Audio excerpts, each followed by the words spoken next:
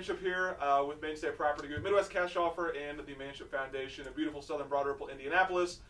Welcome to Brick by Brick, the non-podcast podcast where we introduce different folks smarter than us here in Indianapolis to tell us how they got started in real estate investing and entrepreneurship. I'm joined today by Tyler Rickey, a transplant to Indianapolis from middle of nowhere, Northern California.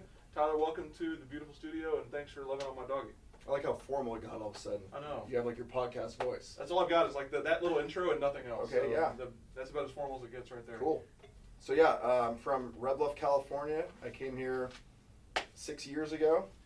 And yeah, for my first visit, I was like, dude, I see the opportunities in Indianapolis. And got back, and my girlfriend at the time, like, I'm moving to Indy.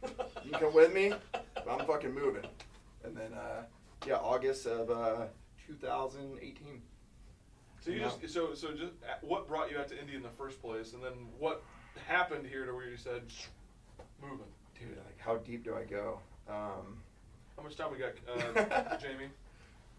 No, so I started investing with my partner Scott in 2017. Okay. So we were buying multi-unit in Klamath Falls, Oregon, and before we ever formed our company, we were in Colombia, in Medellin. Yeah. And we were on El Volador Hill, and we were hiking up there with my brother, and I was telling him why Donald Trump was going to get the nomination and win, and just telling him all the fucking problems in the country, and that we were going to go to Indianapolis and invest in real estate, and we're going to be partners and all this. So we go up there, and when we were naming our company, it was like, all right, what do we name it? I'm like, dude, let me look at my Instagram, my actual Instagram.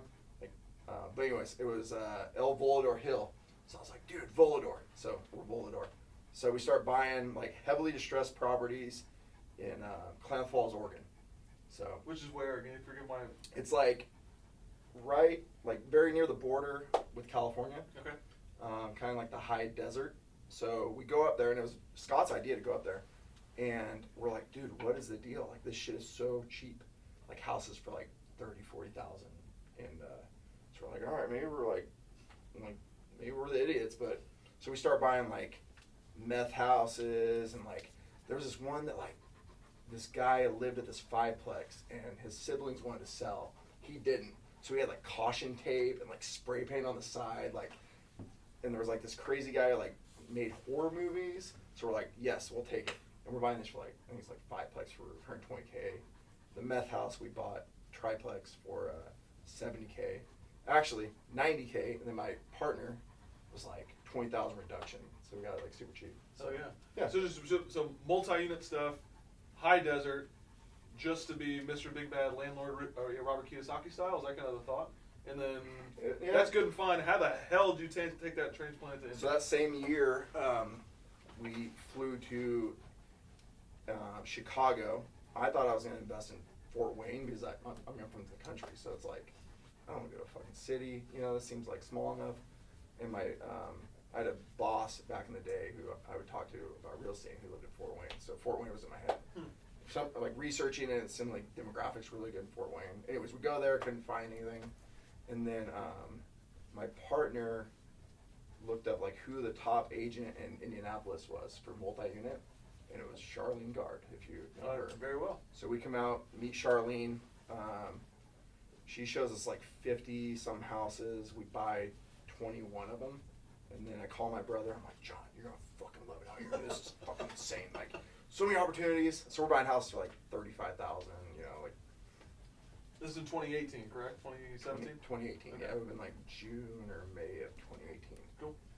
So anyways, yeah, we buy 21 houses. We split them. My brother takes half, and then from that first trip, dude, I was just there's so much opportunity here. So, yeah. And here you are. Here I am.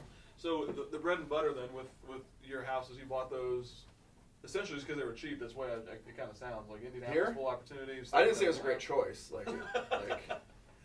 Looking back, I would have been buying turnkey, not in the middle of the city, or closer to the loop or anything. Yeah, we can get better tenants, and yeah. So it was and then I didn't know anything. I moved out here not knowing anybody. So everyone in the city's trying to fuck you. All the agents, contractors, like everything. So it was like a lot of learning. If I didn't live here, I couldn't imagine. Like it would not have worked. So that's a good point. We work with a lot of out-of-state folks who share that same concern. What did you do or not do that helped you kind of navigate, folks that may not have your best interest at heart? Trial and error. Yeah, it's. It's just vetting people. Like you don't really know. Like you might think somebody's okay. They might bullshit you, but they might do terrible work. Like I was telling you, my buddy, he came out. Yeah, here. cover that story a little bit. That's dude. So he took a class, like a flipping class with the Jake guy or something. And he probably has really good information, but comes out here. He's in California, and he messages me last night. And I'm like because I was giving him a roofer. So I was like, well, send me your property. And I'm looking through the pictures. I'm like, dude, take this off the market right now. Like terrible, dude. Like paints are like the paint is different sheen. Like you can see it in the pictures. There's painter's tape on the door. There's the agent took pictures with construction material, like garbage cans, and I'm like, that's all I need to know about your agent right there. Like if she's too lazy to move a garbage can, Yeah, you're right. So. Yeah. So and obviously your buddy's from out of town. Yeah, and the contractors completely screwed him.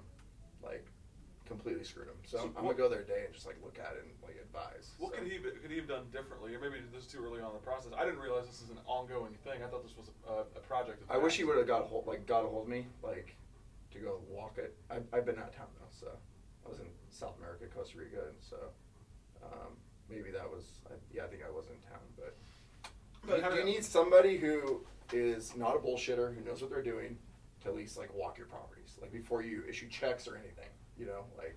Make sure the work is done correctly. If you're trying to do that remotely, good luck. If you don't have anybody to trust, you can't trust contractor unless you have a deep relationship with them. Right. Contractors will do the work however they see fit, then blame you for if and how and when money's not in the right. And they might be an okay person, but their sub, might screw them. That's why you don't want too nice at contractors. Contractors are a little bit dicks. The appropriate amount of dick for a contractor. If you're too nice, you're gonna get rolled over. Just like everything else in life. Yeah, exactly. Makes sense. Mm-hmm. That's good stuff, and that's something again, especially when Indy became. I think you were one of maybe the early adopters to this, but Indy became synonymous to out-of-state investing. 100%, yeah. Right about the time where you started probably getting hot and heavy. I think after a year coming here, Forbes came out with the top markets to invest in the country, and Indy was number one.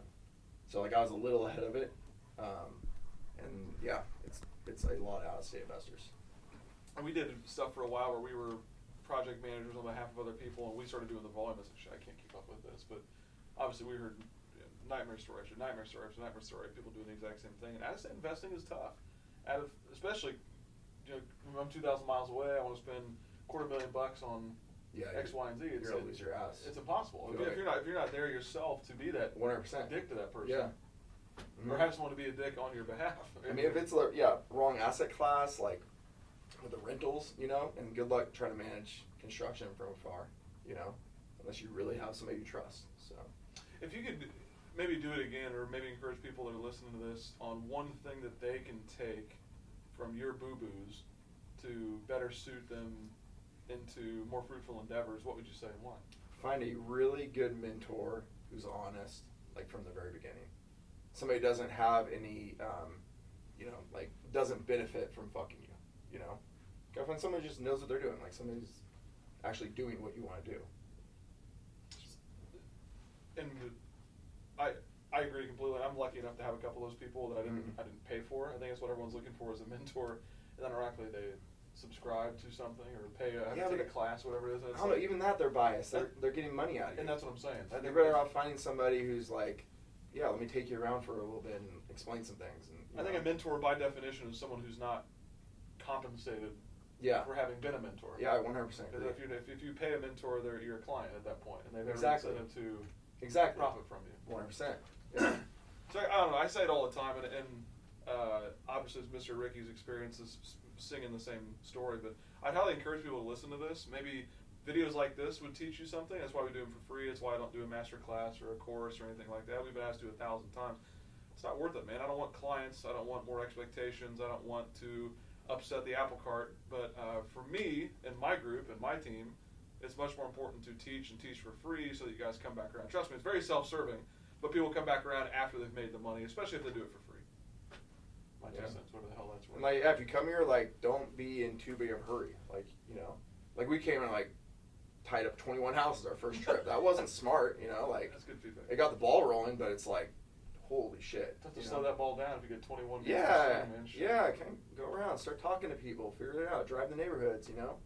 In Indy, so in California, it wasn't like this street by street thing where you might have like great street and then one over is like you might get shot, you know. And Indy was very unique in that way.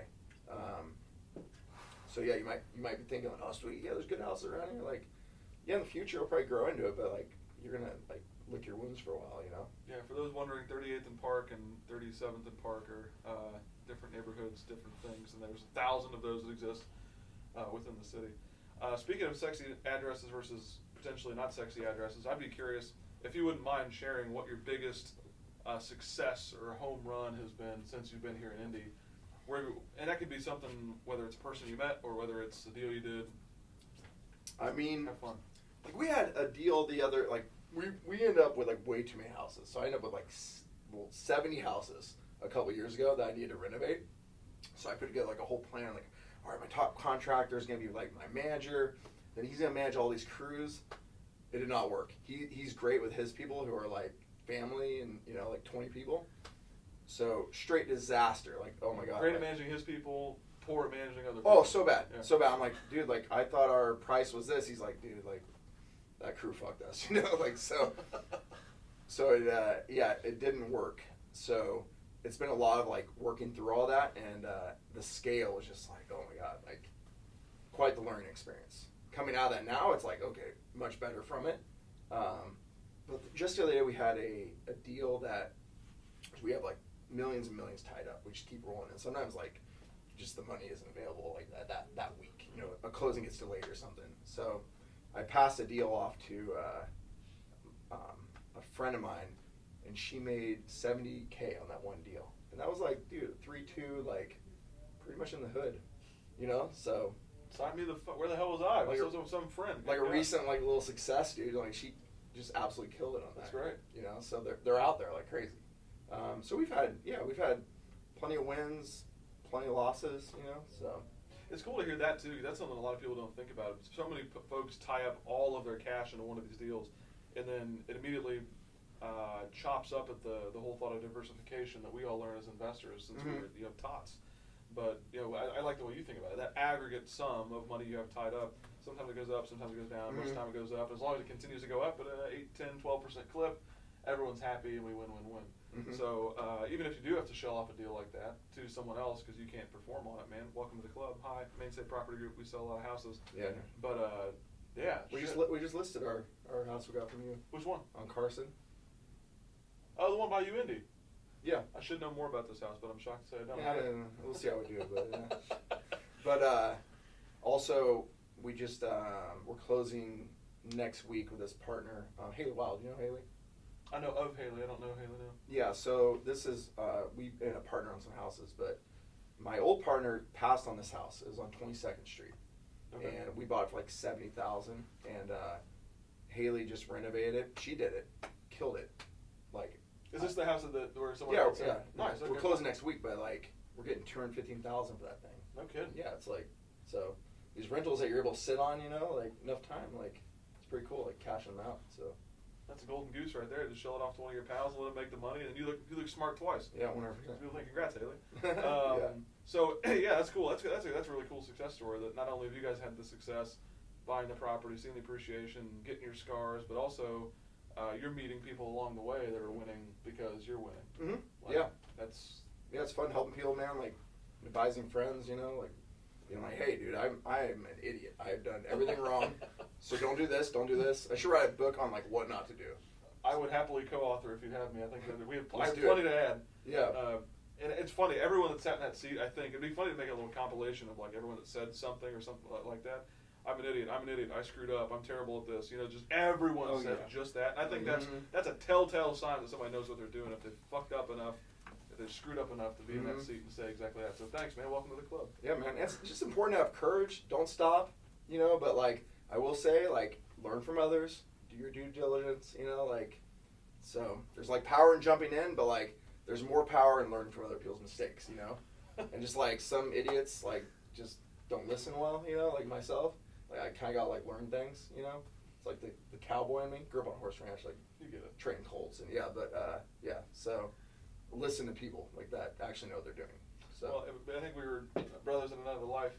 Cowboy without the boots or the wherewithal, but same story, man. I get it completely. That's really good feedback. Something I hope people actually listen to is take it out of Tyler's book, if not my own. Listen to people smarter than yourself. Find a mentor, not someone selling you something. It goes a long way. Speaking of going a long way, I'd love to hear the story. First off, for those who can't tell in the picture, Mo, my Great Pyrenees, the office pet, down here in the outskirts of the frame. Mr. Rickey apparently has had experiences with Great Pyrenees before, and I would love to hear you tell that story for the camera in a politically correct way. Yeah, okay, so I can't tell that story. I wish I could go in and like, you can get my dad in here. Interview my dad. He comes for my birthday in June. Get my dad in here. He is an absolute, that'd be wild. He's an absolute legend. He's 83 years old. Was just in South America with us. He's selling multi-million-dollar ranches. He's sold property to Walt Disney. Steven Seagal was his client. Like, is he a broker? I mean, or he's an agent, but he would go buy ranches, like say 3,000 acres in Mendocino County. He would sell lots to fund the roads and like have it in an escrow account, like with no money. Subdivide into like 40s, 160s, like hundreds of parcels. Sell them, fly hippies from San Francisco, like in his plane, like complete legend. But never good money. So his plane. Yeah, he had a plane. Yeah. He's one of those guys. His first wife got him for $600,000 and a bunch of other shit back in the 70s. Nice. So yeah, we never really had money. Like it was always like feast or famine, Of course. Real estate, right. So anyways, he sells ranches. So he's like, all right, son, come, let's go up to northeastern, like bumfuck, California, and go look at this ranch. We're gonna like show it to a client or whatever. So I go up with him, and he didn't tell me that the client, one of the sons, is like two gay brothers. So one of the gay brothers is in this like Victorian house in the middle of nowhere, middle of cattle pasture. So we go in and we're touring the house. Okay, my dad leaves me, so we're touring the house. I gotta get his name, but I forget it. And there's like this beautiful painting. I'm like, that's a great painting. He's like, oh, I painted that. I'm like, wow, man, you're talented. He's like, I would love to paint you.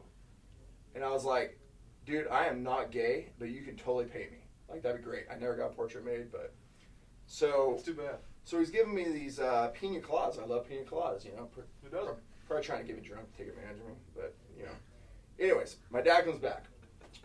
So I'm a little tipsy. We're driving on our way back to Red Bluff.